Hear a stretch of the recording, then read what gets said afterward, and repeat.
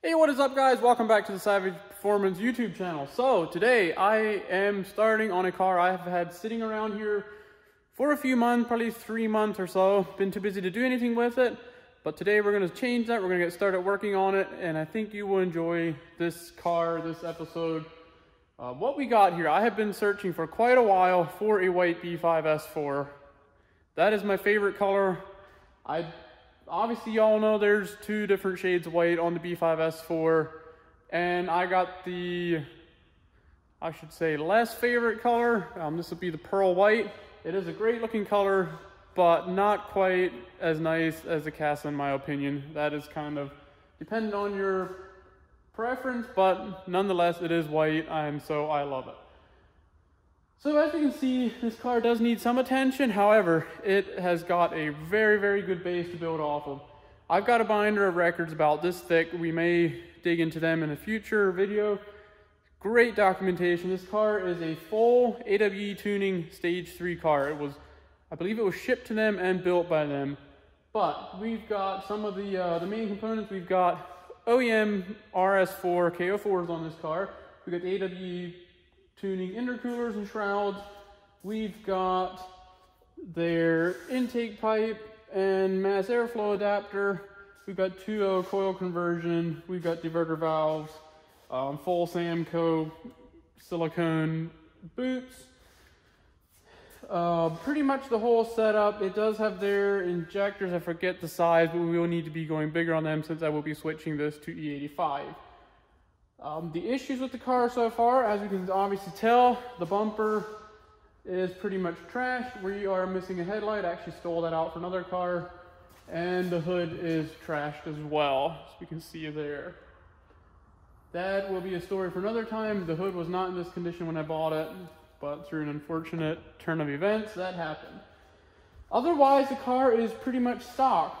Stock wheels, brakes, suspension. It's got a rusted out exhaust, but otherwise the car's body is probably the best shape of any B5 I've owned to date.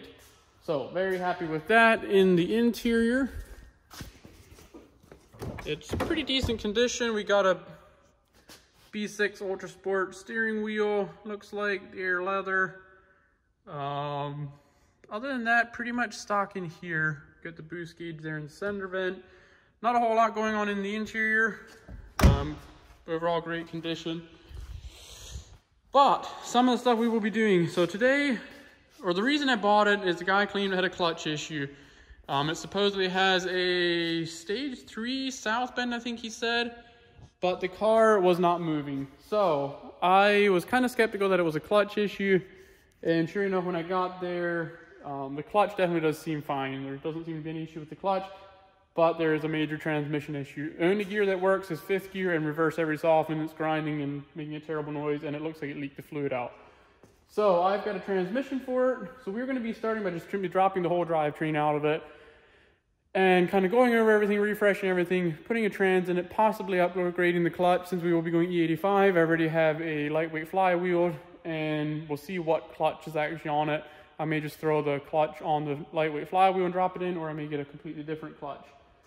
Other than that, we will also be doing injectors on it and fuel pump in prep for the E85. And other than that, just kind of go through it. I've got suspension for it. I got Status coilovers, and I will probably be running a set of B8 S4 peelers that I have laying around with the correct size tires ready for this. I'm not a big fan of 19s on these cars, but since I have them and they're better than the stock wheels, we'll probably roll with that for now. The other thing I got for the car, seeing as the bumper is pretty well trashed, it's been repaired so many times already that I think we're going to call that bumper done. So I have got a OEM B5 RS4 bumper, also not in perfect condition, but it was mostly repaired by the previous owner. We're going to have a body shop touch that up, get that put on there. I just scored a set of OEM RS4 grills for that. So basically I just need the fogs yet, which are not a huge deal. So that is the current project. That is kind of the goal for it. Let's get started. Let's get started by dropping this drivetrain out. That'll kind of give us a direction of what we need for the car. So sorry about the rant. Let's get to it.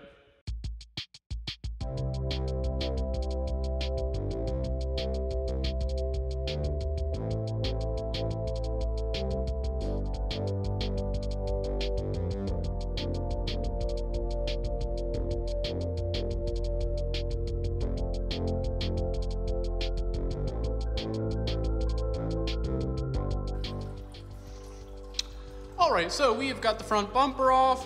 Obviously that is very, very simple. In this case, the sides here, they were no longer fastened, so it's pretty much just the bolts that go up through here through the crash bar, which you get through the bumper openings right there. Very, very simple. It popped right off. But anyway, I figured while this coolant finishes draining, we'll take a little tour of the underside, kind of get an idea of what we will be doing to drop this engine out. So I'm going to be dropping the complete drivetrain out. So all I'll be doing is taking these 3 bolts out of the struts. I will be dropping the tie rod out, which is, since the rack will be staying in the car and this will all be coming down, I'll be popping the caliper off and tying that off to the car. And then this whole strut assembly will come down along with the subframe. So basically we've got this plate-on bolt, then we'll have the 1 main bolt there.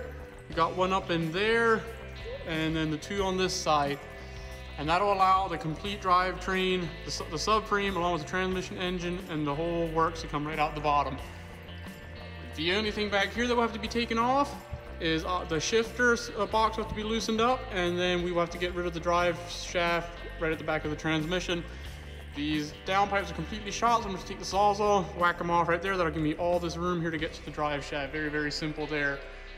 You can see there, we got an XS Power twin 2 on here, pretty rusted out. That will probably be not going back on the car. Back here we got the apical drive or the diff mount. The bushings are shot. You can see how that moves. It's kind of common on those, so we'll have to be replacing that bushing. We do have some rust on it since this car has been sitting for some time before I bought it. Nothing too crazy. We will be checking the shock mounts when we drop that out, since we got new suspension going in. Also got all new front and rear sway bars for it. That will be going in as well. Let's see. You can see how wet the transmission is here. I am suspicious it slowly lost all the oil and then took a bearing out or something. It sounds like there's shafts and stuff bouncing around inside the transmission. So I'm assuming it does not look too good inside there, so we probably won't even bother opening it up unless we get time just for the fun of it. But anyway, I think it's time. We got our coolant pretty much drained. I'm going to go ahead and pull the front clip off, or the core support. Very easy to do and gives us a lot more room to work to drop the engine out. If you really want to, it is possible to drop these out with the core support intact, but you have to be a lot more precise, and so we were just going to pull it off since it's very, very easy. So anyway, hopefully that kind of gives you an idea what we're doing. Oh, and for those of you wondering, to pop this off, we pretty much got these bolts right around here. There's 1 right here, and then the 2 on the top by the fenders, and then that will come off. There'll be a couple wiring harness and stuff that'll be pulled off. We'll show you that when we get to the top. For now, I'm going to wrap up the coolant, drop the car back down, and we'll keep going on getting this thing.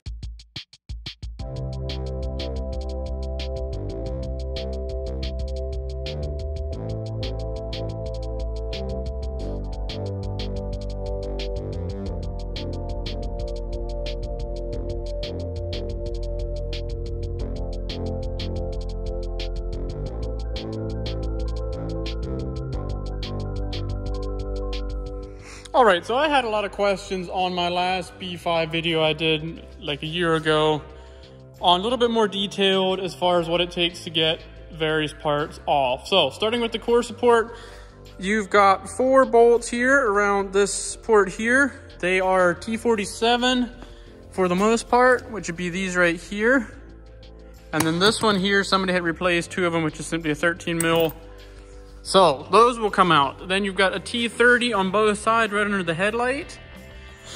But before we get quite that far, we will also need to remove the AC condenser. Now you can take the core support and the engine out without losing your AC charge. We got 10 millimeter bolts holding these little brackets right there, as well as the auxiliary fan, which is bolted right on there, held on by those bolts as well. So you 2 on each side right there, and then we will have 1 down below here holding the fan. Then the fan will drop off. We'll just set that on the floor there. The wire here will hold it. And then this AC condenser is just simply clipped in here on the bottom and held in by these brackets up top. So we'll take the brackets off. At that point, you just simply grab your condenser, lift it out of there. And also you got the pressure sensor right there, which I've got unplugged. And then you can just kind of work this around the side. And we're gonna set that on the ground here. The hoses are plenty strong, it's plenty light. It will be totally fine on the hoses themselves. So now that is out of the way. So we are pretty much ready to pop this off. We still got these bolts remaining right here, right on the fender, there and right there. Obviously we have the lower coolant line off where we drain the coolant. We've got one up here. We'll have to disconnect this one. They are just the Audi quick connect where you pull a little horseshoe clip out and pop it right off. Then under here, if I can get this off without breaking it with one hand, there we go. We've got this whole cluster of plugs. We'll need to unplug them and fish the wiring for the fan and the intake air temp sensor out through here before we take that off. So I'm gonna go ahead and do that. I'm not sure if I'm gonna be able to get footage of doing that since I'm gonna need both hands, but that is the general gist of what we'll need here. The other thing will be the hood latch cable. That's just simply run right along here and just simply pops out of there in the groove. If I can get it to focus down in there, you can see it, follow it down in there. Very, very easy. It might almost come out, which is a little bit of wiggling. But that is pretty much what it takes to get this front core support on. I'll probably throw you up on the tripod and then you can actually watch me do it. But that is what we're doing. And then it will slide right off of there. No big deal. Very, very simple to do. So let's keep going to get this thing off of here. All right, so we got the core support off. Got it sitting right there. Very, very easy to do. So we are ready for the next step. As you can see here, we've got our AW tuning intercoolers, got our Samco lines. Looks like we've got a lightweight pulley here. That would be an ECS tuning lightweight power steering pulley there. So next step, we were gonna move on to taking the hoses off to the intercooler along with the bi-pipe. That will get the engine free from the sides of the engine. Pretty much anything over the frame rails here will need to be taken loose because the engine will slide right out the bottom of between the frame rails there. So we're gonna be pulling the air box out, top thing, then we're gonna go up to the ECU area there, pull the whole ECU out and just set it right on top of the engine along with the wiring harness. That'll all come along out with it. So pretty straightforward process. We'll get you back on the tripod and keep making some progress here. All right, so moving on, I have gone ahead and pulled the wiring harness out of the ECU box. Pretty straightforward thing here. See if we can get some light down in there. You can see there is the 5 plugs down there. They are a little bit challenging to get to, but once you know the trick, it's not a big deal. And I thought it might be easier to show you once I have them out. So each one of these plugs sit down in there like that. You can kind of just see the tops of them. So what I do is I grab a 90-degree pick and I get right down in beside here and twist, and it pops it out while lightly pulling up on the wires. So as soon as that side clips loose, it kind of twists up and out, and then I go on the back side, stick my pick in around the corner, pry that away, and it pops right out. Very, very simple. Just minimal pressure up on the wires. You obviously don't want to pull them out of the socket, but it just takes very little pressure. Get down in there, pop those tabs out, and they'll pop out one at a time. I just go down the line doing that. The ECU simply sits in there kind of like this. That's what it'll look like when you pop the cover off. This plastic cover is held on with these screws right here. Let me grab them. These 8mm screws right here, all around the outside. Generally, you would have to pull this cowl or this wiper and this cowl to get up under there because there's one all the way back in there on the back side. However, if these cars have been touched, those screws in the back rarely get put back in there. That was the case in this one, so I didn't have to do that. It was only, this is the farthest screw in the back that was in place, and then the one on this side. The one that's like straight down from here wasn't in there, so I just popped them out and the cover came right off. So once that is done, flip this harness on top of the engine. You've got grounds right here, which I've taken off. You can see they're corroded. I will need to clean them up before I put them back together. Then I just took a zip tie, looped them all together. That way I do not miss a ground when I'm reassembling, because that will send you on a chase with all kinds of weird codes and things if you miss a ground.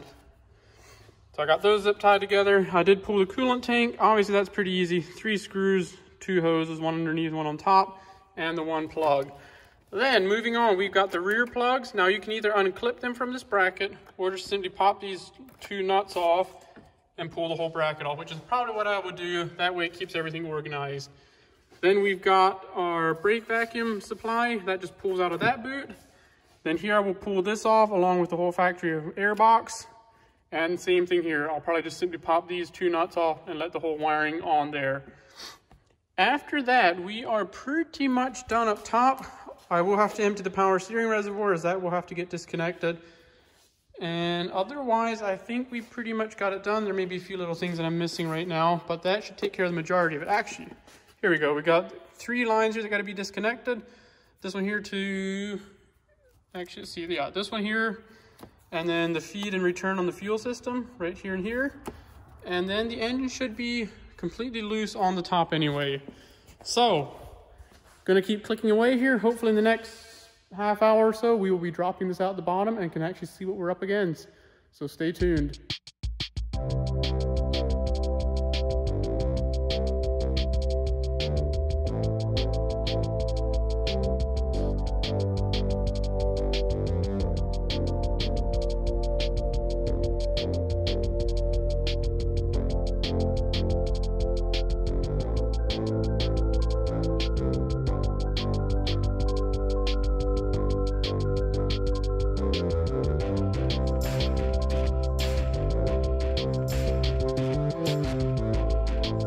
So we finally got the engine dropped out. Everything went nice and smooth, no difficulties there. So a few things as the engine's coming down that I do is I lowered about 4 to 6 inches. It gives me a little bit more room in the back. And then I can get in there and do the heater core lines, the clutch line there, and the power steering pressure line there. Those I do once I can get a little more space there. I generally end up pulling the heater core lines right off the heater core and then pulling them down through the grommet. Actually, you can see the grommet came along there. You can release the quick connects here, but they're kind of difficult to get to in the car, and this makes it pretty easy as long as you're careful with it and don't bend your heater core lines or anything like that, because the heater core in these cars is pretty fragile. But other than that, we've got the power supply to the starter, the alternator, and also the solenoid, or the starter solenoid wire there. They come down in through here. There's really no good way to get a shot, but once the frame rail's up a little bit, I can reach right back in there and pop them loose. So that's how I do that. Then other than that, it's simply raising the car up, and just simply raising the car up, making sure nothing else is connected, make sure everything stays loose, drop it down, and you can roll it out. Same process if you were using a cherry picker to roll it out. I've done that way as well before I had lifts. I just basically just follow the same exact procedure, except that I have the cherry picker up top supporting the engine from the top and roll it out that way. This way works great if you have a lift and a table like that. But anyway, really do appreciate you guys watching. Hit that like, comment, and subscribe. If there's something particular you'd like to watch me do, comment below and I will try to get that in a future video. But for now, we will see you in the next one.